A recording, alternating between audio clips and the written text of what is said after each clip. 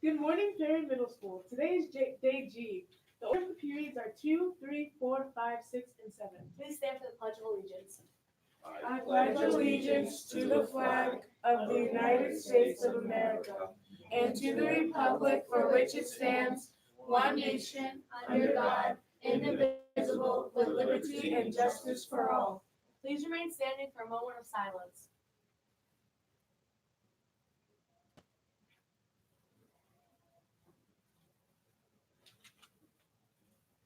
Please be seated, and now to today's history and sports. Here's a look at this day in history. October 8th. In 1918, during World War I, U.S. Corporal Alvin York single-handedly killed 25 enemy German soldiers and captured 132 more, winning him national hero status and a promotion to sergeant. In 2001, President George W. Bush announced the creation of the Office of Homeland Security. In 2004, Martha Stewart went to jail for obstruction of justice and lying to investigators about a stock sale. And on this day in 1871, the Great Fire swept through Chicago.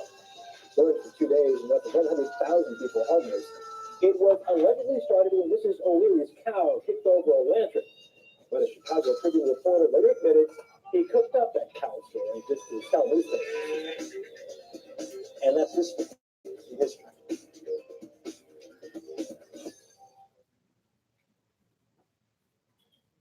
A.J. Guindon. Carson Prater puts it on net, but nothing past Jake. For football, boys soccer, Portsmouth visiting Hendricken tonight. 1-0 game in the second half. Neil Shea with the long free kick, headed out by the Hawks. A.J. Guindon. Carson Prater puts it on net, but nothing past Jake Wood on this night. Patriots' last best chance. Michael Tavares with the cross, punched out by White. Prater another shot, but Jake with one of his 8 saves, he gets the shutout 1-0 over Portsmouth. Good matchup, D2 volleyball. Classical looking to pull into a tie, top 2D, Ocean Charo. Green match tonight. Annette Milburn sets Janae Price. She powers it past the D. Chargers giving their all. Casey Martin sets Jasmine Babbitt. She gets way past the defense, 13 kills, 12 blocks. Well, from Purple, though, they go on to win 3-2 in this one.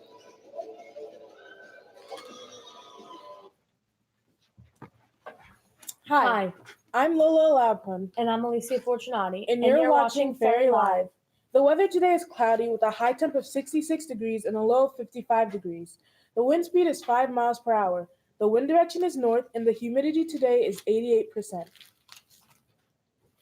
Today's lunch is scheduled as the following. First lunch is 8th graders who have PE, art, or music. Second lunch is 7 blue and 7 white. Third lunch is 6 blue and 6 white. And fourth lunch is 8th graders who have math skills, health, world language, or geometry. Today's lunch special is mac and cheese bar with toppings, chicken fried rice bowl with a roasted fresh vegetable medley. Delicious. Today's quote of the day is, "Anyone who has never made a mistake has never tried anything new," by Albert Einstein. Attention students, will the following 6th graders come to the library during CNN? Dylan Calabro, Jaden Cordero, Ryan Larenstasser, Xavier Penn, Leah Sanchez Perez, Tiana Kong, Ariana Dianfenbuck, Anthony Vendetti, Zachary Hadworn, and Mardell Fuso. Fosu. Please report to the library during CNN. Dylan Calabro, Jaden Cordero, Ryan Raster, Xavier Penn, Leah Sanchez Perez, Tiana Kong, Ariana Dienfenbuck, Anthony Vendetti, Zachary Hadley, and Mardell Fosu. This item was found throughout the building, and if it is yours, please claim it in the library as soon as possible.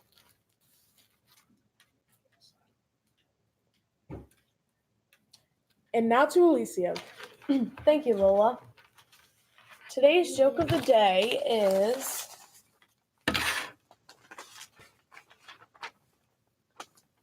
what do cats eat for a snack? What? Mice Krispy treats.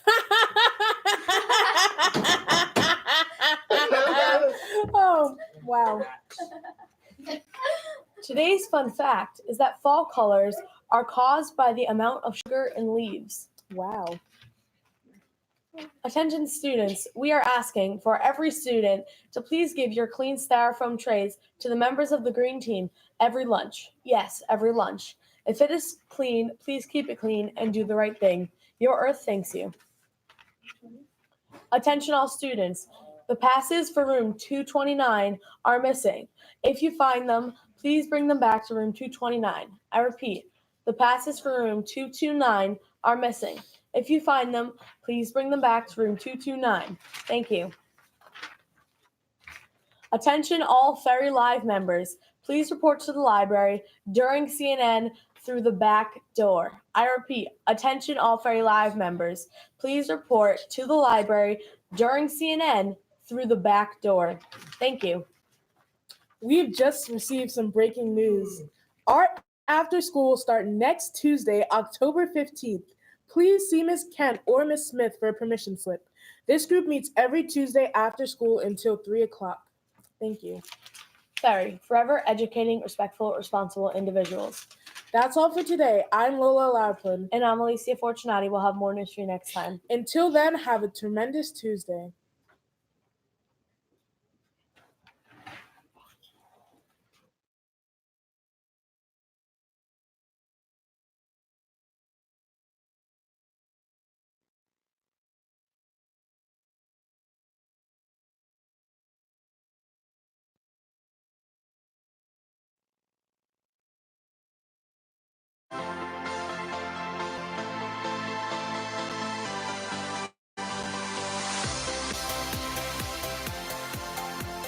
A warm welcome to our viewers worldwide. I'm Carl Azus for CNN 10.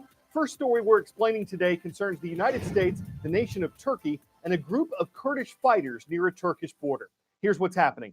The U.S. military had about 1,000 troops operating in northeastern Syria last month. Syria borders Turkey. But the Trump administration announced this week that American forces would be leaving the area. This is happening as Turkey plans what it calls a ground and air operation. The country says its goal is to establish peace by clearing out terrorists from the region. But here's where things get complicated. Some of the fighters that Turkey sees as terrorists may also be U.S. allies. We're talking about the Kurds. They're an ethnic group that lives in this part of the world. Some of them have been attacking Turkey's government for decades because they want their own country within Turkey. That's why Turkey and some other nations see certain Kurdish groups as terrorists. But there are Kurdish militias in neighboring Syria that have helped the U.S. defeat the Islamic State terrorist group there. These Kurdish militias are U.S. allies, and they're afraid that by moving American troops out of the region, the U.S. is turning its back on the Kurds and opening the door for Turkey to attack them. The American military says it and President Donald Trump do not endorse a Turkish military operation in northern Syria, and that the U.S. armed forces would not be involved. But Kurdish forces say a Turkish military operation would have a negative impact on the war against Islamic State and destroy stability in the region. What happens next depends largely on Turkey and what it actually does in Syria. 10-second trivia. The International Maritime Organization is an agency of what? The United Nations, the U.S. government, the European Union, or Interpol? The The IMO was originally the Intergovernmental Maritime Consultative Organization when the UN established it in 1948. Glad they simplified that. According to the United Nations, shipping delivers more than 80% of the world's trade, and the IMO works to improve industry safety and reduce its pollution. A new limit on the amount of sulfur allowed in marine fuels is set to take effect in January. It's intended to decrease air pollution. The U.S. government expects that shipping fuel prices will increase next year and settle down afterward, but the shipping industry uses so much fuel every day that experts say its search for low sulfur fuels could affect everything from the cost of driving to the cost of flying. Some shipping organizations are still trying to figure out how they'll adapt. Others are sailing ahead. On Norway's west coast, the sea for centuries has delivered a bounty, from fisheries to oil to cruise tourism. But with big industry comes an impact on the environment, which cruise company Hurtigruten has been trying to offset with a new fleet of hybrid ships. The company's move to hybrid comes ahead of a sea change in the industry itself. Come January, sulfur from heavy fuel oil will have to be a fraction of what it was for decades, setting off a scramble in the industry for solutions. These engine rooms will soon be transformed to a new hybrid system, combining marine gas oil with electric battery packs and even biogas, produced from organic waste from Norway's fisheries and forests. Our aim is to show that it's possible, that we can build the world's first hybrid-powered cruise ship with batteries, that we can be the first ones to start using biogas from a circular economy, and then we expect other ones to pick it up. While Hurtigruten has a relatively small fleet and smaller vessels than the giant cruise liners, some holding 10 times the passengers, its CEO is hoping his company will have a giant role influencing the industry. In Oakland, California, there's a studio whose artwork is sought after around the world. It's the largest nonprofit center of its kind. It's given tools and inspiration to hundreds of artists since it opened in 1974. But the true secret to its success is the artists themselves.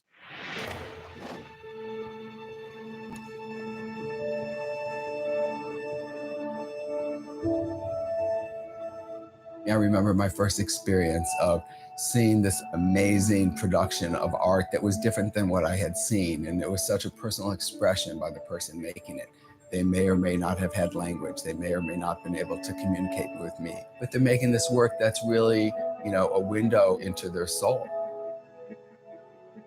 When you ask someone who's been disenfranchised their entire life to tell me your story, it's amazing how the door opens.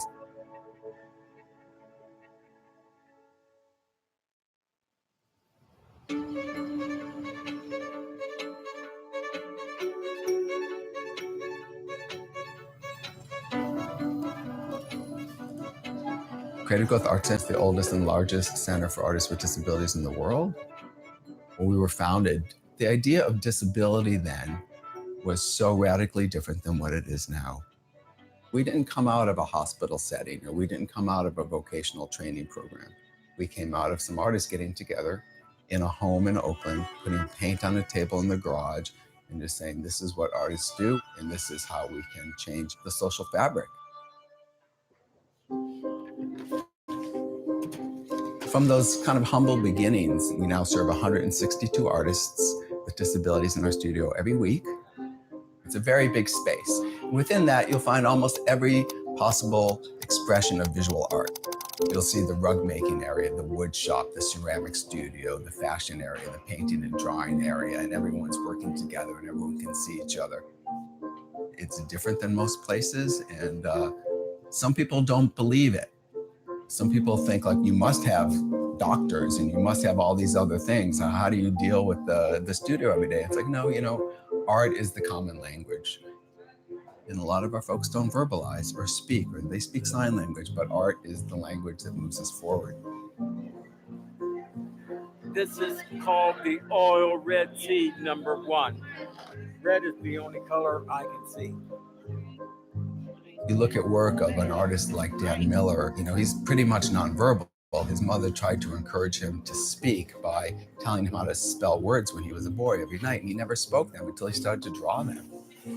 White, go, click, click, click. Look at an artist like Monica Valentine. She takes pins and she takes sequins and colored beads and she strings those together on the pin and she puts them into styrofoam forms to form these optically charged sculptures. When you realize that Monica has prosthetic eyes and can't see color or see anything, it moves into this whole other range. We want their own voice. We want it as pure and personalized as it can be. And 45 years later, it continues to work. How's that building coming along, Pete? It's looking good.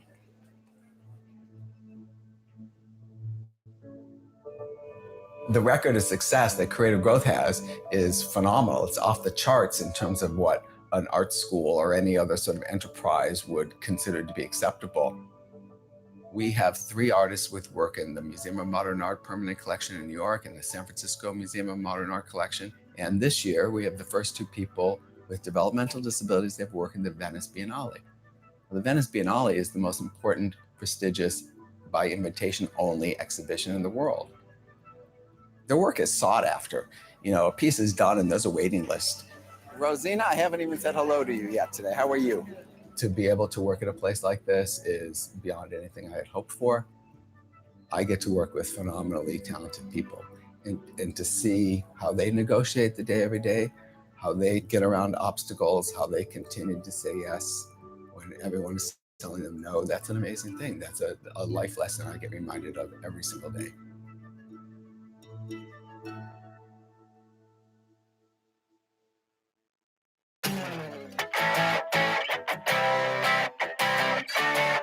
In keeping with our art theme, we present to you pumpkin carving underwater because it's autumn in the Florida Keys. This was a competition among dozens of artists who worked in teams of 2 to carve out their best jack-o'-lanterns. The prize was a free dive trip in Key Largo, and this might be harder than you think because pumpkins are naturally buoyant, so the carvers had to keep them from floating away while they worked.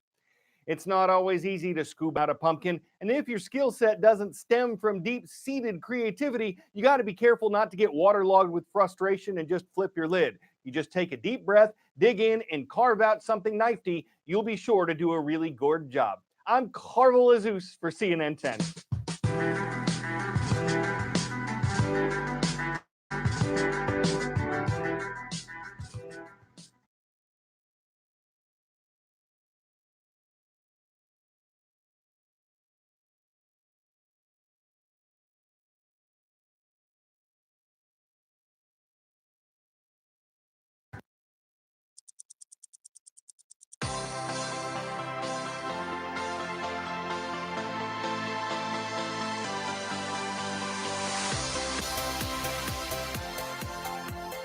Warm welcome to our viewers worldwide. I'm Carl Jesus for CNN 10.